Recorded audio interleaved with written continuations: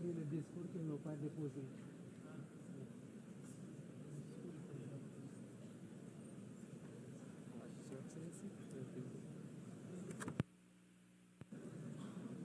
Monsieur le coprésident, chers collègues, Monsieur le secrétaire général des Nations Unies, Mesdames, Messieurs, je salue le leadership de la France et de l'Arabie Saoudite, ainsi que l'engagement de tous ici présents pour la cause palestinienne.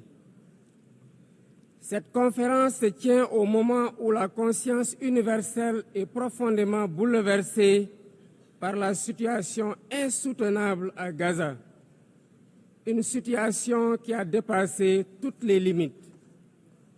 Nous assistons à une tragédie indescriptible, aux allures d'un nettoyage ethnique.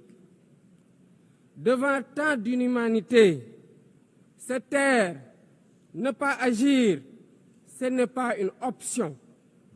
Ce serait même une complicité passive. Nous sommes là pour rappeler le sens des principes fondateurs des Nations Unies, la souveraineté des peuples, l'égalité des droits, la paix par la justice, le respect du droit international et la protection des populations civiles, même en temps de guerre.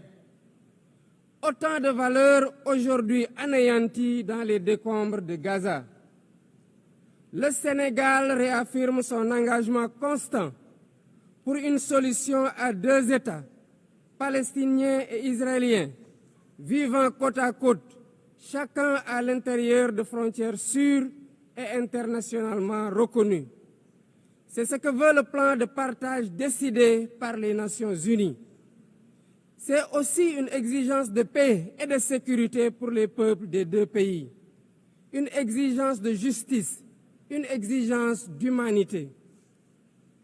C'est pourquoi le Sénégal soutient la déclaration finale de notre rencontre préparée par la conférence ministérielle de juillet dernier, à laquelle mon pays avait coprésidé la table ronde sur le respect du droit international. Pour faire la différence, nous devons ensemble envoyer un message clair. L'occupation doit cesser. La souffrance des civils doit cesser. Il faut travailler à un cessez-le-feu immédiat. Israël doit arrêter ses bombardements et autoriser l'acheminement de l'aide humanitaire par l'ONU. L'ONU doit envisager le déploiement d'une mission de stabilisation et d'observation pour s'assurer de l'arrêt des actes illégaux. Bref, la promesse de deux États doit enfin être tenue. À ce propos, je salue le récent vote massif à l'AG de l'ONU de la résolution pour une solution pacifique à deux États. Le Sénégal salue aussi la décision historique des pays ayant décidé de reconnaître aujourd'hui l'État palestinien. Président du Comité pour l'exercice inaliénable des droits du peuple palestinien, le Sénégal continuera de s'associer à toute initiative visant à favoriser le retour à une paix durable en terre palestinienne. J'en appelle à la conscience universelle.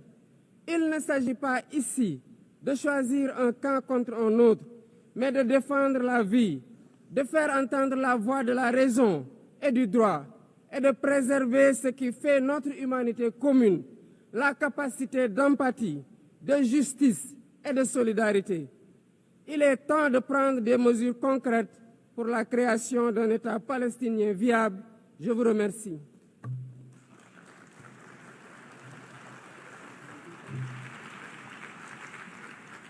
Je remercie le président du Sénégal. Je donne à présent la parole au prince souverain de Monaco.